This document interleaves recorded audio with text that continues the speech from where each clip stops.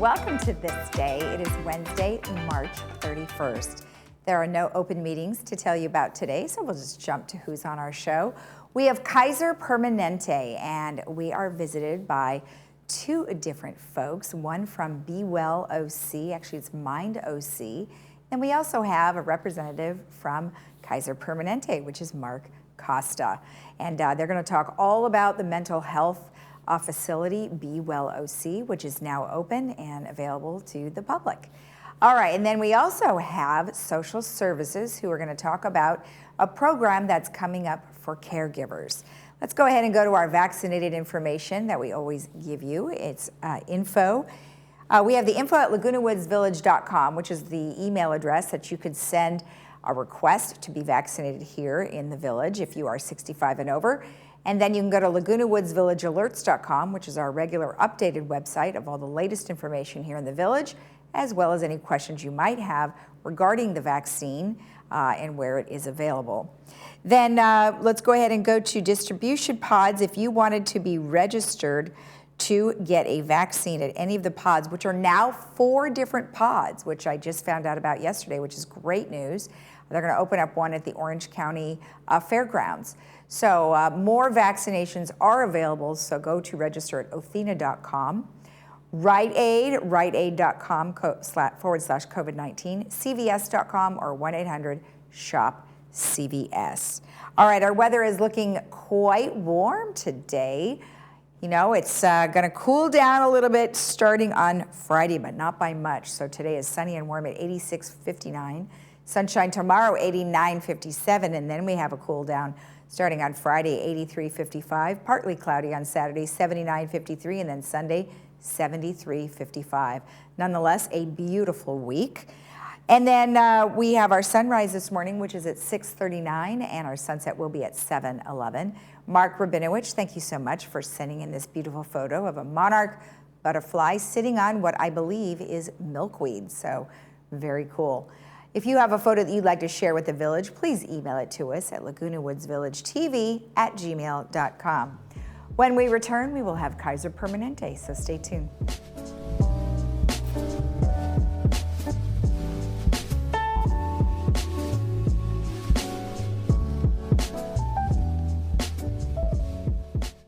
Why do I love being a doctor at Kaiser Permanente? My only job is to take great care of my patients. I'm empowered to do what's right for you. Our digital records mean your medical history is in one place, so I can give you great care. Your primary care doctor, your specialist. It's great. We all work together as one team. Our integrated approach to healthcare helps my patients live longer, healthier lives. I don't just practice here, I'm a patient too. I wouldn't trust my family's healthcare to anyone else. Welcome back. Well, today I am joined by Mark Costa of Kaiser Permanente, Orange County, and I have Marshall Moncrief, who is here on behalf of Mind OC. Well, gentlemen, thank you so much for joining me today. Thank you. Good to be here. Nice to be here. So, Mark, we had discussed probably over a year ago now in regards to mental health. And the Be Well OC Center wasn't open at that time, but now, of course, it is open. But mental illness is probably more on the forefront of our thoughts these days due to COVID and the isolation and depression, and so many things are coming out of that. Can you talk to me a little bit about that right now? You bet. Yeah, you're right, Lisa. We, pre-pandemic, we knew that mental health, mental illness, and then, the ability for us all to be well mentally, was a challenge in the world we lived with or in before the pandemic. And certainly during the pandemic, it's been more accentuated. A lot of what we know people need are the same for mental wellness, is the same things that we need for our physical wellness, right? We need to, feel like we're secure. We need to know that we've got housing, we've got employment, we've got food on the table, things that bring stability to our lives. And, the pandemic has shook a lot of those things up for a lot of the residents in Orange County and throughout our country. You mentioned isolation, social connection. Those two all help bring stability to our lives. So, just like in our physical health, the pandemic has made more visible these things than ever before. And, I believe personally that we've learned through the process, both as individuals, but then also as healthcare providers, of what we need to do more of to better serve, the residents of Orange County, and in our case, Kaiser Permanente members. Okay. So Marshall, in regards to what we've been dealing with here in the last year, what are some of the things that you're experiencing? Well, I think one of the most visible signs of the increase in mental health problems is some of the call centers that are available to the community for mental health support have increased in number exponentially. And so NAMI, the National Alliance for Mental Illness, runs a warm line for the County of Orange, and their numbers have doubled, if not tripled, from normal. They've increased their staff to run 24/7, and it's an issue for everybody in the community. And you'll hear from the therapist and psychiatrist community what was already sort of a strain on their capacity is further strained now. So I think Mark said it just right. Pre-COVID, depression, suicide, addiction, homelessness, all of these things were considered crises of their own, and COVID has exacerbated all of those conditions. If there's any silver lining to it, and it's hard to put the word silver lining and COVID in the same sentence, I know, but if there is, it's that, like Mark's describing, it's brought all of this to the forefront in a way that we just can't ignore. And it's highlighted the need for us all to create the mental health infrastructure that the community has been lacking. There's long been lots of good services here and there, but we need a unified infrastructure and a whole community approach. And this has certainly shined a light on that need.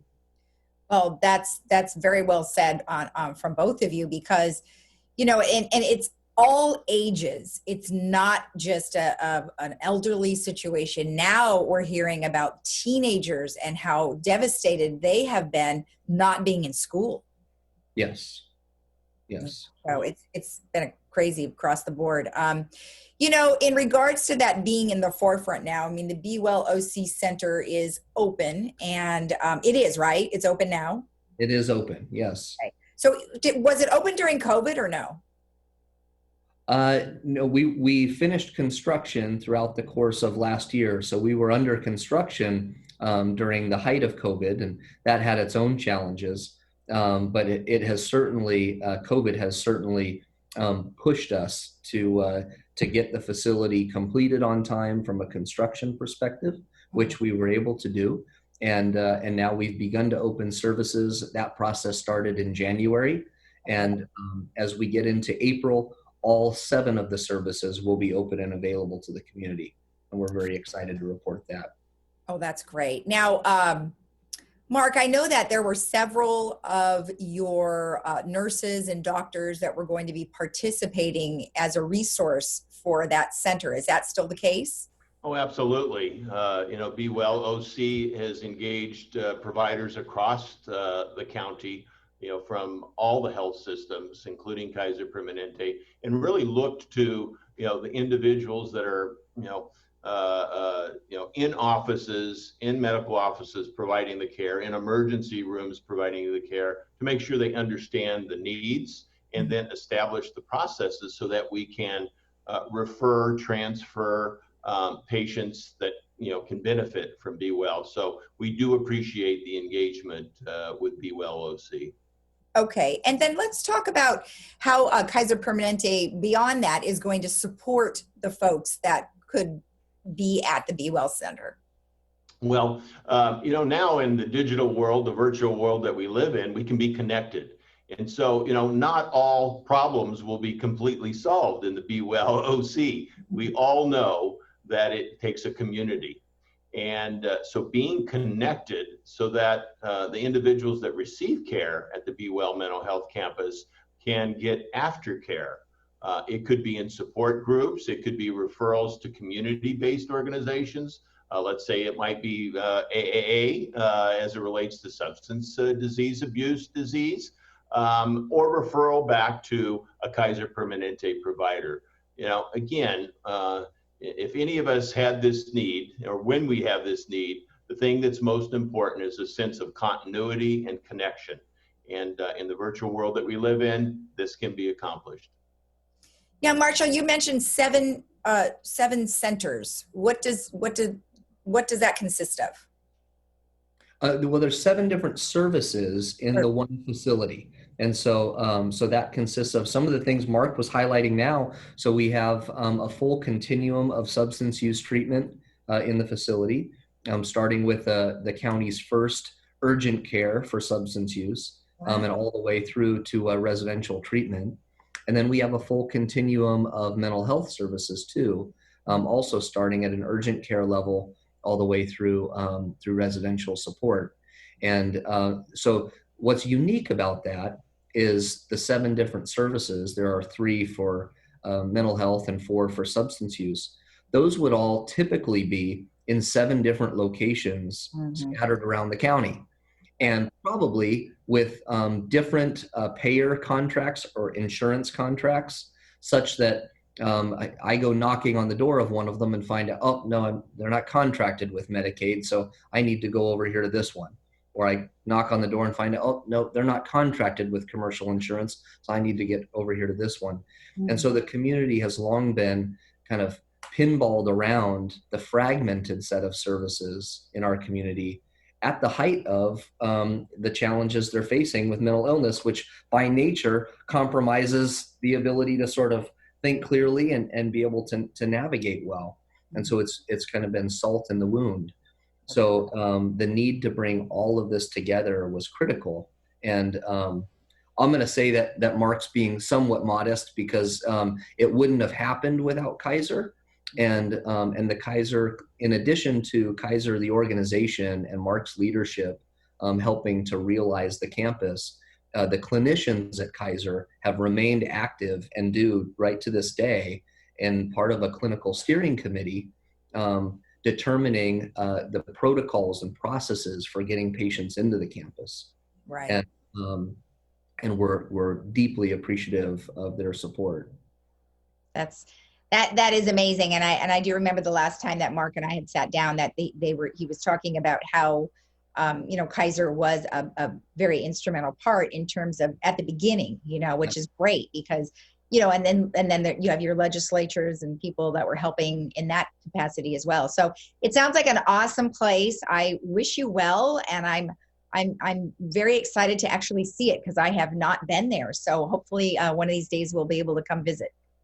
You say when. We'd love to have you over. Okay. Yeah, and one last, I'm sorry, Mark, go ahead. No, I just said we hope you visit.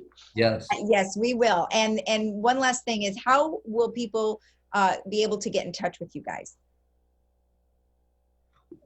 Well, for Be Well, there's a website we'd love for the community to visit, and that's bewelloc.org.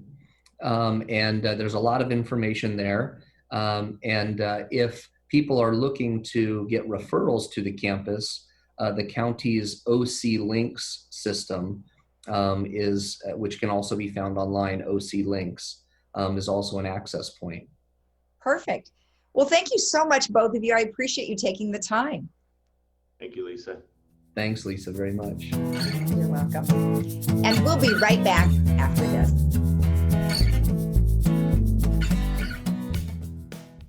Jackie, I'm looking at your MRI. Your shoulder seems to be healing nicely. Well, Dr. Farrell, it feels really good. That's good. And I'm sorry.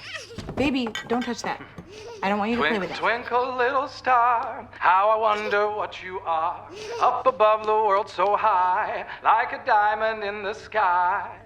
I'm so glad that your shoulder's feeling better, but how are you doing? I'm hanging in there. Schedule a video visit with your doctor and get quality care with no copay. Kaiser Permanente. Thrive.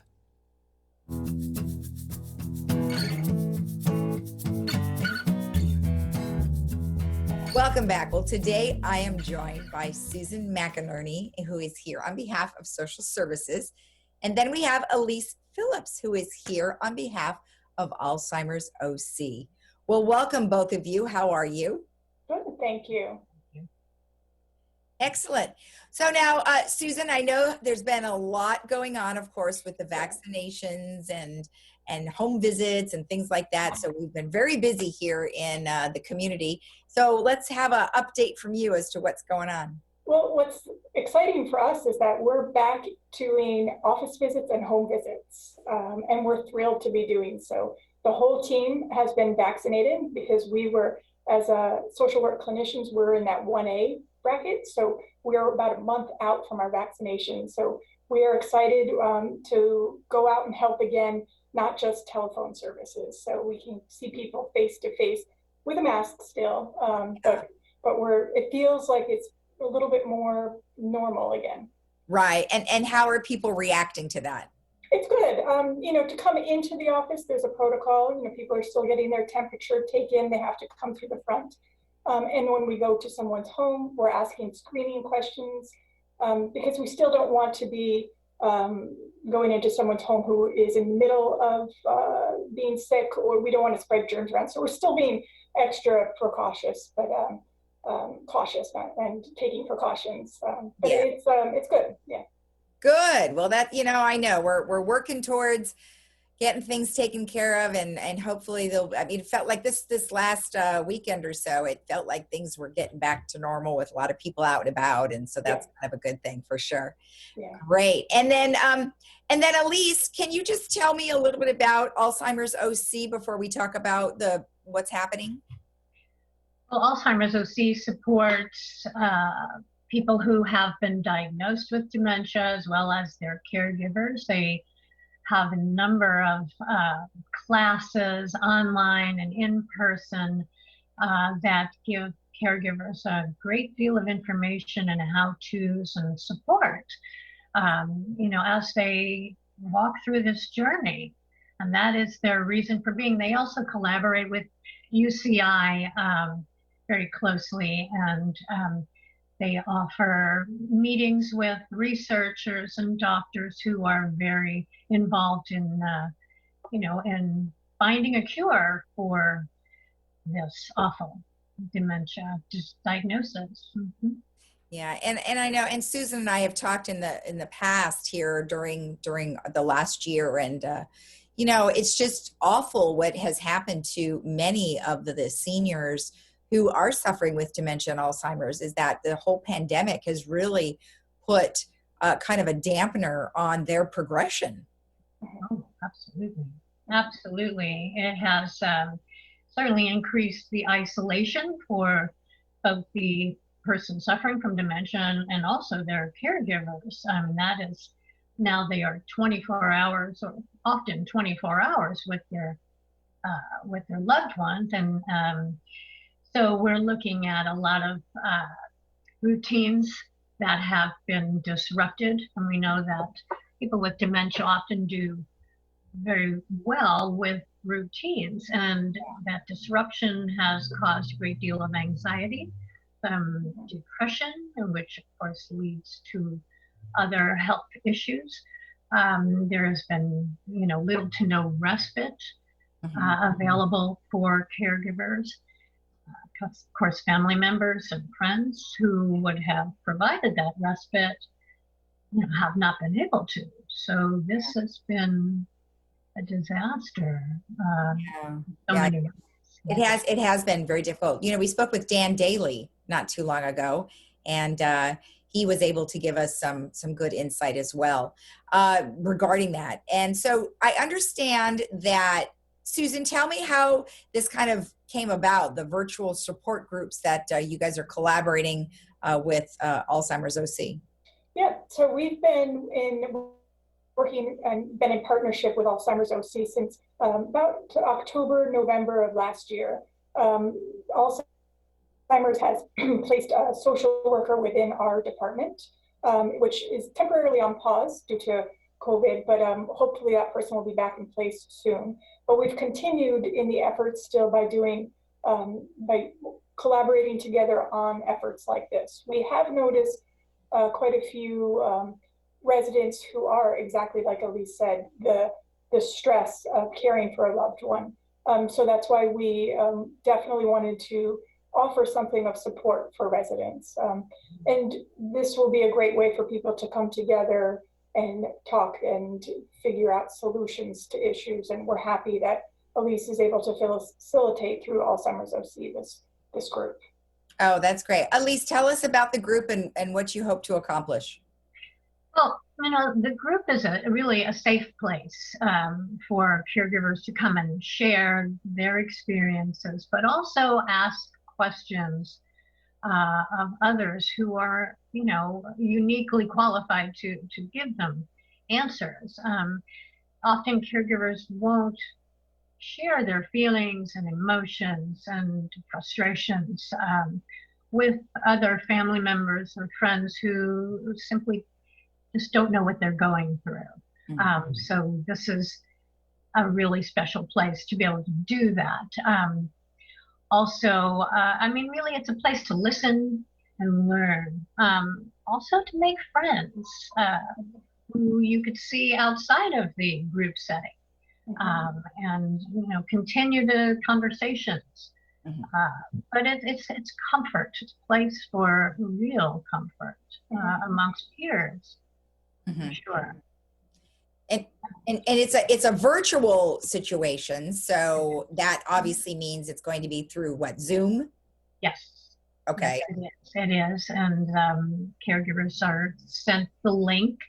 Okay. And there's also a call-in number that they are provided with if they're not comfortable with that. Yes. And then tell me, like, I know you said it's like a safe place. What would you guys be talking about? Is it ideally just you're talking about how to help the person, or are you talking about strategy, or what would you be talking about? We're talking strategies, yes. People who are in similar situations and have dealt with similar, perhaps, behaviors.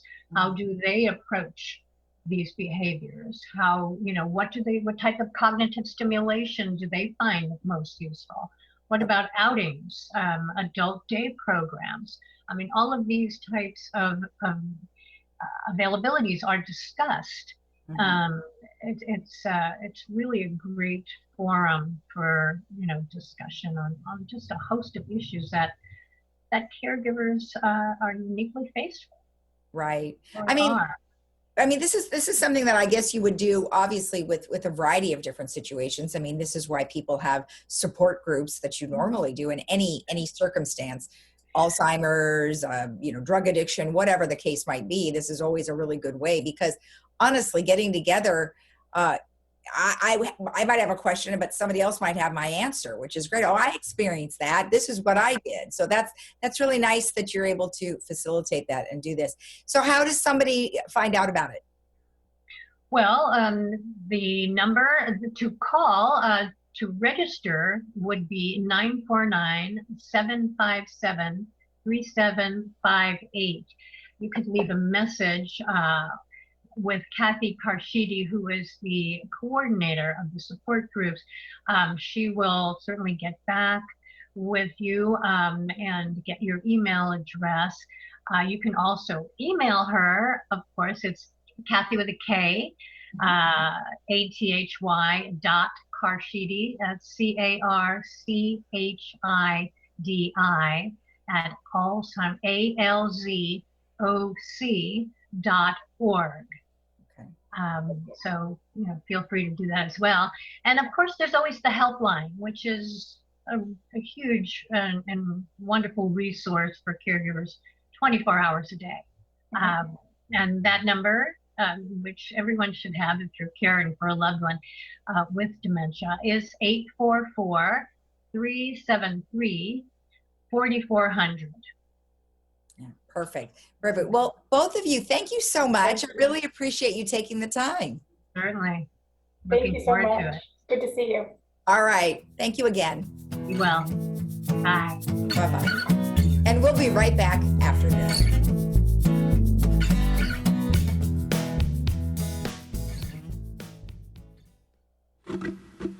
What's my passion? finding balance with every dance move. The sound of the ukulele, the softness. My son's nonverbal, but when he does talk, I need to be able to hear it. Hear well, stay vital. Hearing loss is linked to increased risk of dementia, depression, falls, and isolation. Stay engaged and keep doing what you love. Check your hearing wellness every year.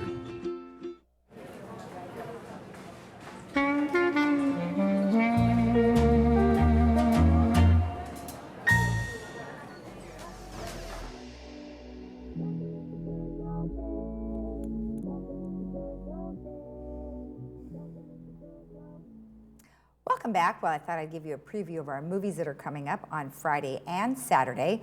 Friday, we have A Star is Born, and you can see that at 2 p.m. with subtitles and then 7 p.m. without subtitles, and that is brought to you by Advanced Ear Care, and that should be a really great movie. Lots of music in that one. And then our next movie is News of the World, and that'll be on Saturday, and that does star Tom Hanks, and you can see that at 3 p.m. with subtitles, 6 p.m. without subtitles, and that is brought to you by Kaiser Permanente. And then one last thing, the Theater Guild salutes the families in their May 20th meeting. So they're hoping that if you are a Theater Guild member, that you submit a 2-minute video of your grandkids singing, dancing, telling a joke, or doing something fun. They will share that on their next meeting. So please get that to them as soon as you can to splipner@gmail.com by May 1st. All right, let's go ahead and take a look at our weather one last time. It is looking quite warm and lovely for the remainder of the week and into the weekend. We are looking at 86.59 today, 89.57 tomorrow. You'd think it was summer, 83.55. 79.53, and then Sunday, 73.55. So looking quite nice. We'll be back here again tomorrow at 9 a.m. Otherwise, you can rewatch our program at 12:30 and 5 each day, Monday through Saturday. Have a great day in the Village. We'll see you again tomorrow. Bye-bye.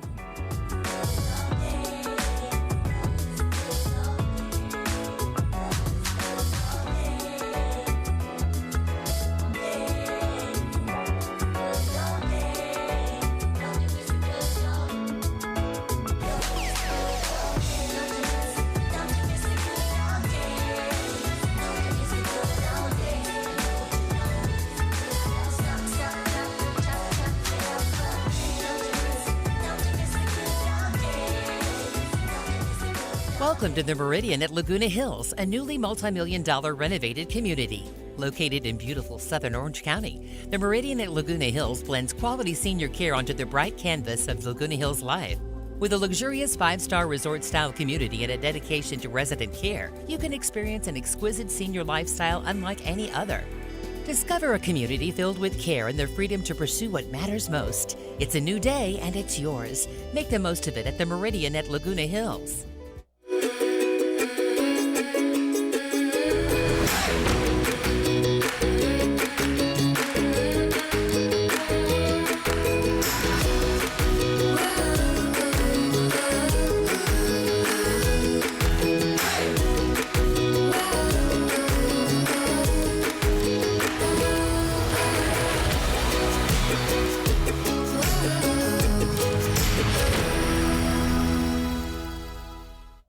Now there's a different way to buy a new Lexus. It's called CarDash, only available at southcountylexus.com.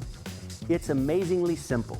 Visit southcountylexus.com, select and reserve your new or pre-owned vehicle that comes with a 5-day love it or leave it guarantee.